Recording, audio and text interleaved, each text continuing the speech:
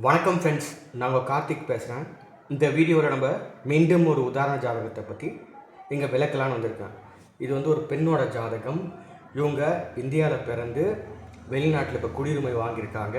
ஒரு வெளிநாட்டை சேர்ந்தவரை திருமணம் செய்துக்க போகிறாங்க. வெளிநாட்டை சேர்ந்தவரை திருமணம் செய்வதற்கான கிரகநிலைகள், வெளிநாட்டில் குடியுரிமை வாங்கியதற்கான காரணம், இந்த ஜாதகத்தில் நம்ம ஜாதக ரீதியாக கிரகநிலைகள் எப்படி சப்போர்ட் பண்ணியிருக்குது அதை நம்ம இந்த வீடியோவில் நான் உங்களுக்கு வந்து எக்ஸ்பிளைன் பண்ணலான்னு இருக்கிறேன்.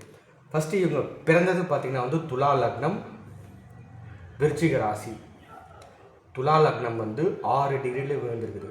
புள்ளி லக்ன புள்ளி. துலா லக்னம் சுக்கிரனோட லக்னம். லக்னாதிபதி சுக்கிரன் 10ஆம் பாவத்தில் இருக்கார். லக்ன புள்ளி செவ்வாயோட சித்திரை 4ஆம் பாவத்தில் விழுந்திருக்குது. செவ்வாய் தனஸ்தானத்தில் இருக்கார். லக்னத்தை பார்த்திங்கன்னா லக்னாதிபதி 10ஆம் வீட்டில். லக்னத்தை குருவும் சனியும் 7ஆம் பார்வையாக லக்னத்தை பார்க்குறாங்க. இந்த துலா லக்னம் ஒரு சர லக்னம் சொல்லுவோம். அப்புறம் காற்று ராசி.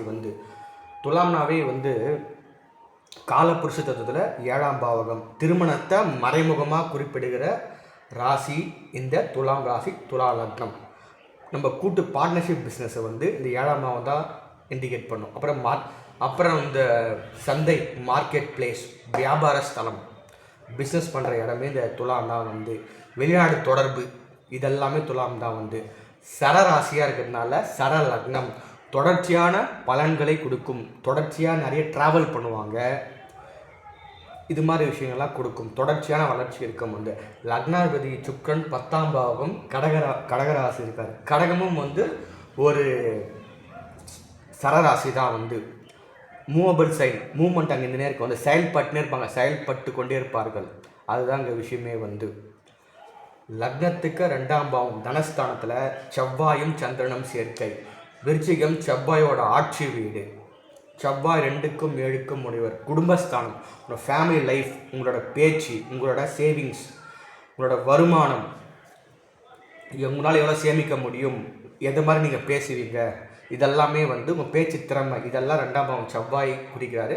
அதுவும் செவ்வாய் ஆட்சி பெற்ற செவ்வாய் அனுஷம் நட்சத்திரம் 4ஆம் பாவத்தில் இருக்கார். இங்கே செவ்வாய் வர்க்கோத்தம நிலையில் இருக்கார். ராசியிலும் இதே விருச்சிகத்தில் இருக்கார். நவாம்சத்திலும் செவ்வாய் விருச்சிக ராசியில் இருப்பார். இங்கே தனாதிபதியும் 7ஆம் அதிபதியுமான அந்த செவ்வாய் வலிமையாக இருக்கார். ஆட்சி வலிமை, அப்புறம் வர்க்க உத்தமம் வலிமை. இங்கே செவ்வாய் பலம் பெற்றிருக்கார். ஒரு மைனஸ் செவ்வாய் தனஸ்தானத்தில் தொடர்பு ஏற்படும் போது பேச்சு சட்டு கோபம் அதிகமாக இருக்கும். செவ்வாய்னா வேகம், கோபம், துணிச்சல், வீரம், பராக்கிரமம், டென்ஷன் ஆகுது, கோவப்படுறது, பேச்சு நெருப்பு மாதிரி இருக்கும். இது ஸ்திர ராசி, நீர் ராசி. இங்கே எமோஷன்ஸ்க்கு செவ்வாய் முக்கியத்துவம் கொடுக்கும். அந்த எமோஷன்ஸ்க்கு இங்கே கொடுக்குற செவ்வாய் கொடுக்குற பலன்களாக நீடித்து நிலைத்து இருக்கும். ஏன்னா ஸ்திர ராசியாக லாங் லாஸ்டிங்காக ரிசல்ட் கொடுப்பாங்க கொடுப்பார் செவ்வாய். பட் பேச்சு வழியில் எப்பவுமே கோபம் அதிகமாக செவ்வாய் வெளிப்படும். பேச்சின் மூலயமா அதிகார தோரணையை பேச்சின் மேலே வெளிப்படுத்துவாங்க. 2ல் இந்த செவ்வாய், சனி போன்ற கிரகங்கள் இருக்கும் போது, பிளானட்ஸ் இருக்கும் போது சொத்தப்பல் வர்றது, இந்த டீத் ப்ராப்ளம், இதெல்லாம் பிரச்சனைகளை கிரியேட் பண்ணிவிடும். அதே மாதிரி இங்கே செவ்வாயோட சேர்ந்து சந்திரனும் இங்கே இருக்கார். இது பேர் சந்திர மங்கள யோகம். சந்திரன் இந்த லக்னத்துக்கு 10ஆம் அதிபதி. 10ஆம் பாவம் தொழில் ஸ்தானம். நம்ம பண்ணுற தொழில் மட்டும் கிடையாது, ஜாப், நல்ல ஒரு ப்ரொஃபஷனல் ஜாப் இருக்கிறது. உத்தியோகமும் 10ஆம் பாவம் தான். 6ஆம் பாவகம் உத்தியோகத்தை கொண்டு சொல்லும் போது 10ஆம் பாவம் உத்தியோகம். அது ஒரு டாப் லெவல் ஜாப், டாப் பொசிஷனில் இருக்கிறாங்க. பார்த்தீங்களா, ஒரு சிஇஓ, மேனேஜர், ஒரு ப்ரைவேட் ஜாப்லேயே உயர்நிலையான இடங்களை குறிப்பது 10ஆம் பாவம். அந்த வீட்டு அதிபதி சந்திரன் தனஸ்தானத்தில் நீச்சமாக இருக்கார்.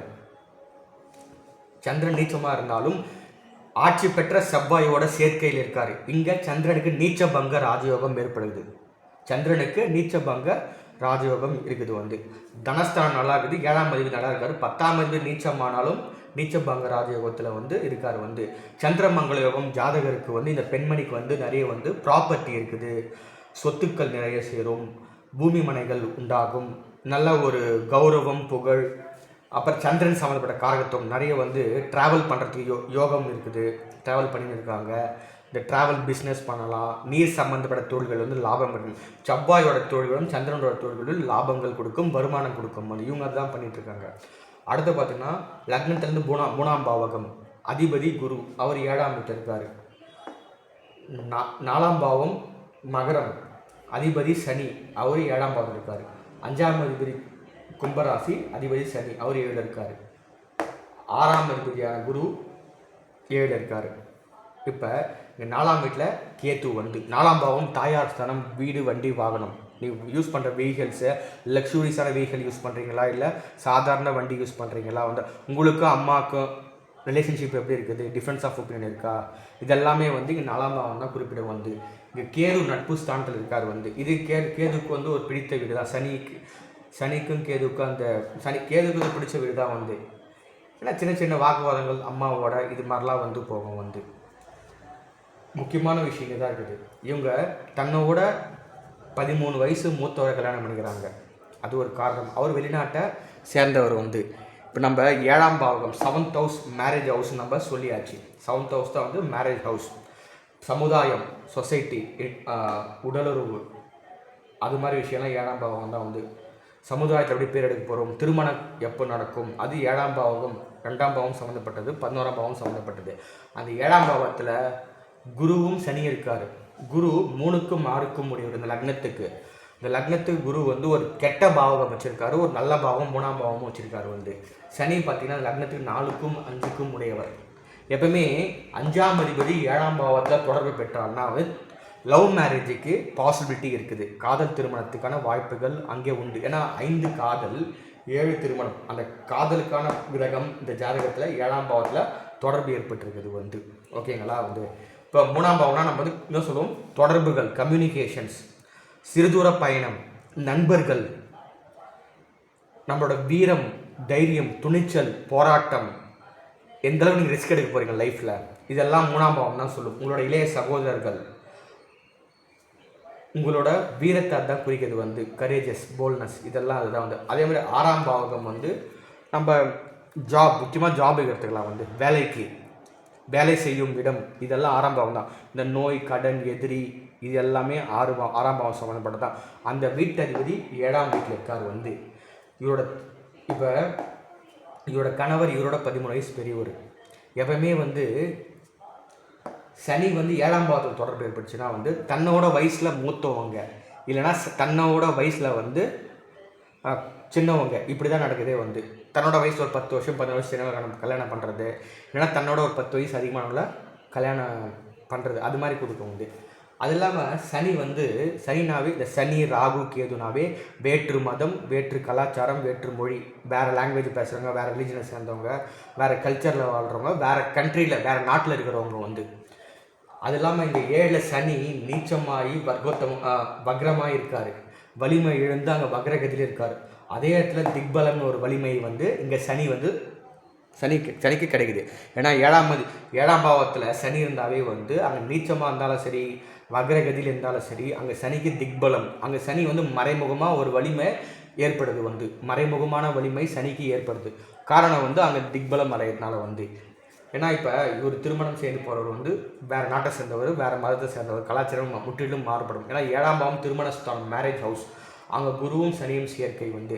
இப்போ இவங்க என்ன சொல்கிறாங்கன்னா, எங்கள் ஹஸ்பண்ட் வந்து ஃப்ரெண்டாக இன்ட்ரடியூஸ் ஆகி அப்புறம் மேரேஜுக்கு போகிறாங்க. 3ஆம் பாவகம் வந்து நண்பர்களை பிடிக்கும், கான்டாக்ட்ஸ், தொடர்புகள் மூலயமா தான். மூணாம் அதிபதி 7 போனாவே நிறைய தொடர்புகள் வரும். அதை தொடர்புகள் மூலமாக திருமணங்கள் ஏற்படும். இந்த ஒரு மைனஸான விஷயம்னா 6 கூடியவன் 7 போனாவே வந்து ஒரு பிரச்சனை. ஆனால் 6ஆம் பாவம்னா வில்லங்கம், ஒரு தகராறு, கோர்ட்டு கேஸு, வம்பு வழக்கு பிரச்சனை, போலீஸ் ஸ்டேஷன் ஏறது, பிரச்சனைகள், வில்லங்கங்கள். அந்த அதிபதி 7 போகிறாரு வந்து. இப்போ குரு புக்தி உங்களுக்கு ஸ்டார்ட் ஆகி ரன்னிங்கில் இருக்குது. அடுத்த மாதம் செப்டம்பர் மாதம் வந்து மேரேஜ் வந்து விட்டு கொடுத்து போங்க. ஏன்னா குரு புக்தி அந்த குரு சனி பீரியடில் வந்து கொஞ்சம் விட்டு கொடுத்து போங்க. அந்த பீரியடில் மட்டும் ரொம்ப வந்து சண்டை வர மாதிரி வரும். அது கொஞ்சம் சமாளிச்சுட்டு போவாங்க, சமாளிக்க முடியும் அப்படி சொல்லியிருக்கிறோம். அடுத்தது பார்த்திங்கன்னா வந்து 8ஆம் பாவத்தில் எந்த கிரகமும் இல்லை. 10ல் பார்த்திங்கன்னா ராகு சுக்கிரன் சேர்க்கை. இப்போ இந்த ராகு சுக்கிரன் சேர்க்கை 10ஆம் பாவத்தில் இந்த ஜாதகத்தில் முக்கியமான ஒரு விஷயம்னா வந்து கேந்திரங்கள் பலம் பெற்றிருக்கிறது. 4, 7, 10 கேந்திரம், சதுர் கேந்திரம், சப்தம கேந்திரம், தசம கேந்திரம். கேந்திரங்களில் கிரகங்கள் இருந்தாவே அது ஒரு வலிமை தான். அது அங்கே இருக்கிற கிரகங்கள் ஆட்சி உச்சி மூலத்திரிகணம் திக்பலத்தில் தான் இருக்குன்னு அது ஒரு பாயிண்ட்டாக இருந்தாலும் கேந்திரங்களில் கிரகங்கள் இருந்தாலே ஒரு வலிமை தான். இங்கே நட்பு ஸ்தானம், இங்கே குருக்கு வந்து நட்பு தான், சனிக்கு இங்கே நீச்சம். ராகு சுக்கிரன் இங்கே பகையாக இருந்தாலும் 10ல் இது உபயஸ்தானத்தில் வரதுனால ராகு எங்கே மறைமுகமாக ராகுக்கு ஒரு வலிமை உண்டு. இங்கே சுக்கிரன் வந்து 10ஆம் பாவத்து தொடர்பு உத்தியோகத்தை நல்ல பேரும் புகழும் கிடைக்கும். இந்த ஜாதகர் வந்து எப்பயுமே வந்து சுக்கிரன் லக்னாதிபதியாக வர்றது வந்து இங்கே கடகராசி இருக்கார். கடகராசியில் சுக்கிரன் வந்து மறைமுகமாக ஒரு வலுவை பெறுவார். அதனால மறைமுகமாக திக்பல வலுவை பெறுவார் வந்து. ஏன்னா வந்து செவ்வாய் இந்த சுக்கிரனும் சந்திரனும் பார்த்திங்கன்னா வந்து 4ஆம் பாவத்தில் திக்பலம் அடைவாங்க. லக்னத்துக்கு காலபுருஷ தத்துவத்தில் மேஷம் ஒன்றாம் வீடாக வந்தால் கடகம் 4ஆம் வீடாக வரும். கடகத்தில் எப்பவுமே சுக்கிரன் இருந்தார்னா மறைமுகமாக ஒரு திக்பல வலிமை, மறைமுகமாக ஒரு சென்று கிடைக்குது. அதுதான் நம்ம வச்சுக்கணும். சுக்கிரன் வந்து லக்னாதிபதியாக வந்து இருக்கிறதுனால வந்து உலக சுகங்களை எல்லாமே அனுபவிக்கணும். ஒரு லக்ஸுரியஸான லைஃப் ஆகணும். ஒரு பிராண்டடான ட்ரெஸ் தான் போனேன். உலக வாழ்க்கை நல்லா அனுபவிக்கணும். இதுதான் வந்து சுக்கிரனோட விருப்பம். ஓகேங்களா? அதோட ராகு சேர்க்கை இப்போ வந்து நம்ம சுகத்துக்கு ராகு மல்டிப்ளை பண்ணோம் வந்து ஆசை உணை தூண்டி அதிகமாக இருக்கும். பிரம்மாண்டமான வாழ்க்கையை வாழ ஆசைப்படும். சுக்கிரனே பிரம்மாண்டம் தான், அதை விட பல மடங்கு பிரம்மாண்டமாக ராகு இருக்க தூண்டும் வந்து. சுக்கிரன் ராகு சேர்க்கை எப்பவுமே வந்து எந்த பாவமோ தொழில் சனமாக தொழிலை பிரம்மாண்டமாக பண்ணும். ஜாப்பில் இருந்தால் வந்து ஒரு டாப் பொசிஷன் போனேன். இந்த தூண்டுதல் எப்பவுமே இதனே இருக்கும் வந்து எப்பவுமே இந்த ஜாதகருக்கு வந்து. இன்னொரு விஷயம், சுக்கிரன் ஒரு நீர் கிரகம், அவர் நீர் ராசிலே இருக்கார் வந்து. ஓகேங்களா? சந்திரனும் ஒரு நீர் கிரகம், அவர் நீர் ராசிலே இருக்கார் வந்து. இப்போ இந்த சுக்கிரன் வந்து ராகுவோட சேர்க்கையில் இருக்கார். ராகு வந்து ஒரு வெளிநாட்டு கிரகம் தான்.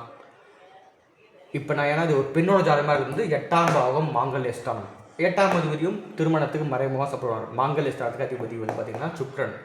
துலாம் 1ஆம் வீட்டுனா 8 ரிஷபமாக வரும். சுக்கிரன் வந்து 1க்கும் 8க்கும் உடையவர் 10ஆம் வீட்டில் வந்து. இப்போ மாங்கல்ய ஸ்தானத்துக்கு அதிபதி சுக்கிரன். அவர் பார்த்திங்கன்னா ராகுவோட சேர்க்கை. ராகு வந்து ஒரு வெளிநாட்டு கிரகம் தான் வந்து. இந்த சனி கேது ராகு 3மே ஃபாரினை இண்டிகேட் பண்ணக்கூடிய பிளானட் தான். நம்ம குருவும் சேர்த்துக்கலாம், வெளிநாட்டுக்கு சப்போர்ட் பண்ணக்கூடிய கிரகம் தான் வந்து.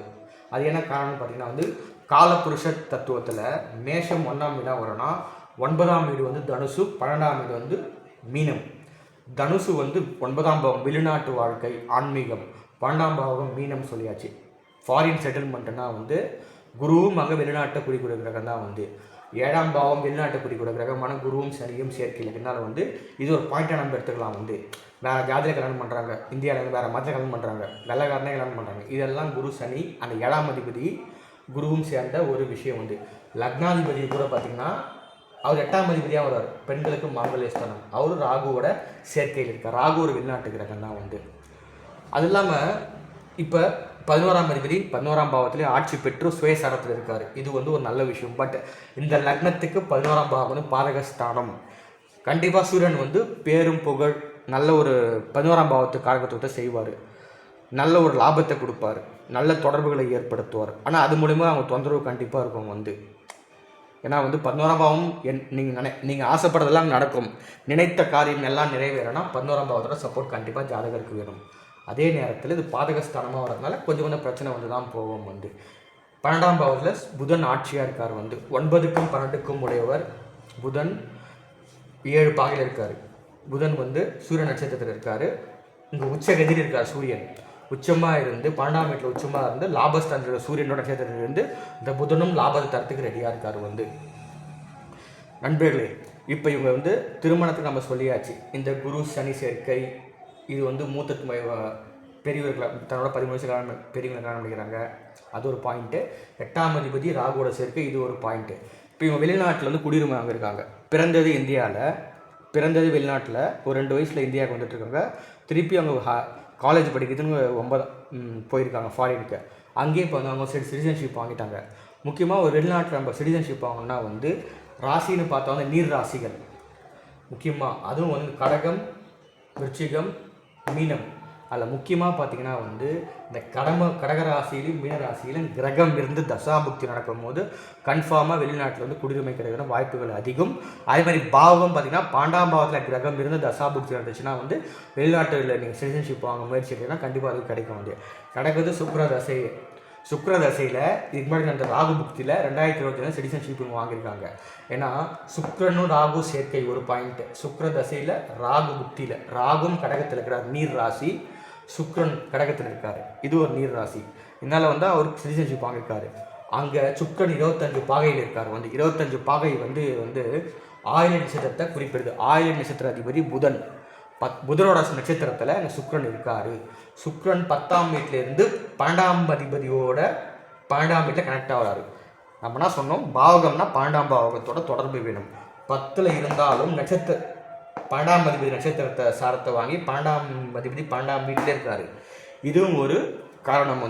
சுக்கிரதசை ராகு புக்தியில் 2025 அங்கே சிட்டிசன்ஷிப் வாங்கியிருக்காரு.